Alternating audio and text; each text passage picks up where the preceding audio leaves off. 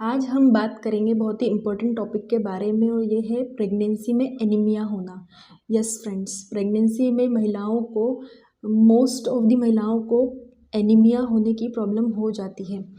सबसे पहले तो हम ये जान लें कि नॉर्मली जब फीमेल प्रेग्नेंट नहीं होती है तो उसका हीमोग्लोबिन का लेवल कितना होता है। तो महिलाओं में नॉर्मली 12 से 15 के आसपास ग्राम पर डेसीलीटर हीमोग्लोबिन का लेवल होता है। अगर 10 से नीचे जाने लगता है तो वह एनीमिया की कंडीशन बनने लगती है। लेकिन प्रेगनेंसी में ऐसा क्या हो जाता है कि हीमोग्लोबिन का लेवल एकदम से घटने लगता है और फिर डॉक्टर उन्हें आयरन, फोलिक एसिड की गोलियां खाने की सलाह देता है। जान लेते हैं ऐसा इसलिए होता है क्योंकि इसके दो कारण हैं। सबसे पहले तो फीमेल की खुद की बॉडी, यस, फीमेल की खुद की जो बॉडी होती है उसको ग्रो करने के लिए उसे नॉर्मल से थोड़े ज़्यादा आयरन की ज़रूरत होती है, थोड़े ज़्यादा हीमोग्लोबिन की ज़रूरत होती है। तो एक तो उसकी बॉडी की डिमांड बढ़ गई खुद की, दूसरा उसके पेट में जो बच्चा है, यस, उसके पेट में जो फीटस है, जो बच्चा है उसके यूट्रस के अंदर, उसकी ग्रोथ भी मदर के न्यूट्रिशन से ही होती है। यस फ्रेंड्स, ये एक बहुत ही इम्पोर्टेंट बात है, शायद हर फीमेल को नहीं पता होगी कि जो भी न्यूट्रिशन बच्चे को मिलता है, बच्चा जितना भी ग्रो करता है वह मदर के न्यूट्रिशन से ही ग्रो करता है। मतलब उसका अपना खुद का कोई एक सिस्टम नहीं है कि अलग से उसे न्यूट्रिशन मिलेगा। मदर जो भी न्यूट्रिशन लेती है, आइदर वह आयरन हो, विटामिन हो, कैल्शियम हो, कार्बोहाइड्रेट हो, जो भी हो, मदर की डाइट जैसी होगी उसका सीधा सीधा असर उसके बच्चे की ग्रोथ के ऊपर पड़ेगा। अगर मदर अच्छी हेल्दी न्यूट्रिशियस डाइट लेती है तो उसका जो बच्चा होगा वह भी हेल्दी ग्रोथ करेगा, अच्छे से बड़ा होगा और उसकी डिलीवरी बहुत अच्छे से होगी। लेकिन अगर मदर की डाइट में कुछ डिफेक्ट है, कुछ न्यूट्रिशन वह नहीं लेती है या कम न्यूट्रिशन लेती है, तो उसका सीधा असर उसके बच्चे के ऊपर पड़ता है। बच्चा बहुत ही कमज़ोर पैदा होगा या वह समय से पहले भी हो सकता है, जिसे हम प्री मैच्योर बेबी बोलते हैं। या समय से पहले मतलब 7 या 8 महीने में वह बच्चा डिलीवर हो जाएगा, क्योंकि उसे न्यूट्रिशन प्रॉपरली नहीं मिला है अंदर सर्वाइव करने के लिए। इसीलिए मदर का न्यूट्रिशन सही होना बहुत ज़रूरी है। हम एनीमिया की बात कर रहे हैं तो आज हम आयरन की बात करेंगे। अगर मदर आयरन सही ढंग से नहीं लेती है तो फिर डॉक्टर उसे आयरन की टेबलेट्स खाने की सलाह देते हैं, मगर वह चाहे तो अपना हीमोग्लोबिन का लेवल अपनी डाइट से ठीक कर सकती है। उसे किसी प्रकार के आयरन, फोलिक एसिड की ज़रूरत नहीं है। यस फ्रेंड्स, सबसे पहले आज हम बात करते हैं कि डाइट से आयरन कैसे मिलेगा, किस किस चीज़ को खाने से उसे न्यूट्रिशन मिलेगा। पहले तो मोस्ट इम्पॉर्टेंट है कि जितनी भी ग्रीन सब्जियां होती हैं, मतलब जितनी भी हरी सब्जियां हमारे खाने में होती है, उन सब में आयरन बहुत ही ज़्यादा मात्रा में पाया जाता है। इसीलिए उसे अपने डेली रूटीन में हरी पत्तेदार सब्जियों को ऐड करना ही चाहिए। दूसरा, जितनी भी दालें हैं, जितने भी अनाज होते हैं, इन सब के अंदर आयरन का कंटेंट पाया जाता है, इसीलिए दालें भी उसे खाना चाहिए। प्रेग्नेंट वुमेन को दालें खाना चाहिए, हरी पत्तेदार सब्जियां खानी चाहिए और उसे अनाज भी मिक्स अनाज खाना चाहिए। इसके अलावा अगर हम अफोर्ड कर सकते हैं तो जो हायर सोशियो इकोनॉमिक ग्रुप की महिलाएं होती है या फीमेल्स जो होती है हायर लेवल की, वह अपनी डाइट में कुछ एडिशनल चीज़ों को ऐड कर सकती है। जैसे कि वॉलनट है, अगर वह अफोर्ड कर सकती है तो उसे डेली अपनी डाइट में 2 वॉलनट्स खाना चाहिए रेगुलरली सुबह के टाइम में। और डेट्स भी है जिसे हम खजूर बोलते हैं, खजूर, वह 2 खजूर भी खा सकती है। डेली में 2 खजूर सफिशिएंट होते हैं हीमोग्लोबिन को बढ़ाने के लिए। वह पूरी प्रेगनेंसी तक इसे कंटिन्यू कर सकती है।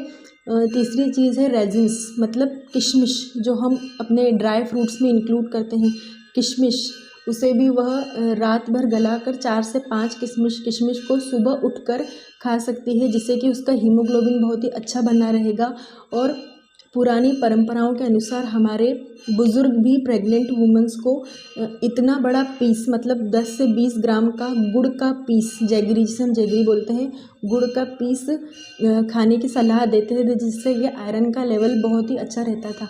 मतलब इन जनरल भी अगर हम प्रेगनेंसी के बाद नहीं भी करें तो हम अपनी डाइट में 5 से 10 या 20 ग्राम का एक पीस गुड़ की डल्ली का पानी में गलाकर, रात को गलाकर सुबह उठकर हम उसे पी सकते हैं, जिससे कि हमारा हीमोग्लोबिन का लेवल बहुत ही सुधर सकता है, बहुत ही अच्छा हो सकता है। ये हमें खाना चाहिए। यह तो हुई खाने पीने की बात।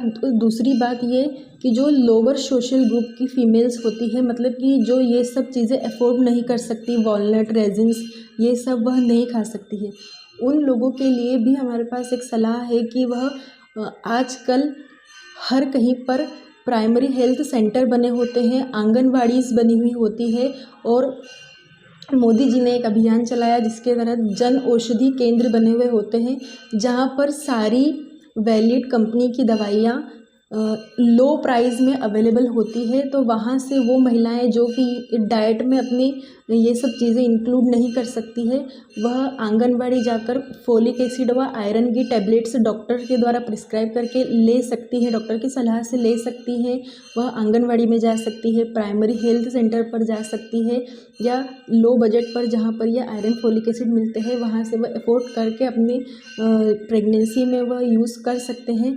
वैसे ज़्यादातर आयरन व फोलिक एसिड के टैबलेट्स डॉक्टर 4th से 6th मंथ तक लेने की सलाह देते हैं, क्योंकि उस टाइम पर बच्चे की ग्रोथ सबसे ज़्यादा होती है, सारे ऑर्गन, सभी पार्ट्स का डेवलपमेंट 4th से 6th मंथ में होना स्टार्ट होता है प्रॉपरली।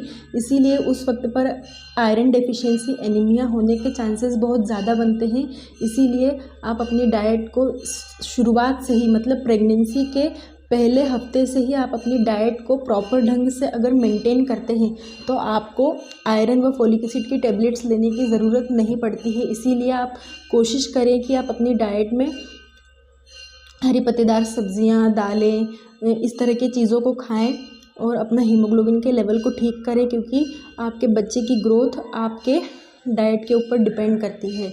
और इसीलिए अपने बच्चे का ध्यान रखें, अपना भी ध्यान रखें। इसके अलावा अगर हम होम्योपैथिक दवाइयों की बात करें तो यह प्रेगनेंसी में बहुत ही सेफ़ और सिक्योर होती है। हम अपने आयरन के लेवल को ठीक करने के लिए इसका भी यूज़ कर सकते हैं। इसमें भी कुछ 4 इम्पोर्टेंट दवाइयों के बारे में हम बात करेंगे जो कि हम यूज़ कर सकते हैं। उसमें सबसे इम्पोर्टेंट पहली दवाई है ferrum phos. Yes friends, ferrum phos एक बहुत ही अच्छी मेडिसिन है अपने हीमोग्लोबिन के लेवल को ठीक करने के लिए। अगर आपका हीमोग्लोबिन बहुत ही डाउन जा रहा है, 7-8 से भी नीचे हो रहा है, तो आप फेरम फॉस मेडिसिन की 3x या 6x पोटेंसी का यूज़, मतलब लोअर पोटेंसी हीमोग्लोबिन का लेवल बढ़ाने में बहुत अच्छा काम करती है। इसीलिए फेरम फॉस मेडिसिन की लोअर पोटेंसी का हम यूज़ कर सकते हैं। वैसे जनरली ये मेडिसिन उन प्रेग्नेंट वुमन के लिए ज़्यादा सफिशिएंट होती है जो बहुत ही दुबली पतली है, जो कि बिल्कुल भी काम नहीं कर पाती है, थोड़े थोड़े से में थकने लगती है, उनकी सांस फूलने लगती है। ऐसी महिलाओं के लिए फेरम फॉस एक बहुत ही बढ़िया मेडिसिन है। दूसरी इम्पोर्टेंट मेडिसिन है फेरम मेट मेडिसिन।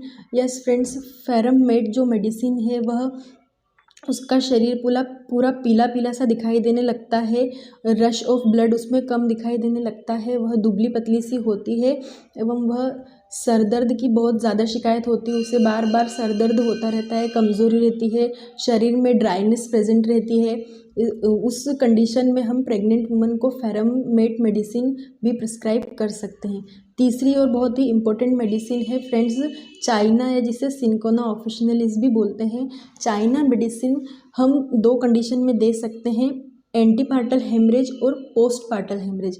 एंटीपार्टल हेमरेज मतलब प्रेगनेंसी के महीनों में उसे डिलीवरी से पहले, मतलब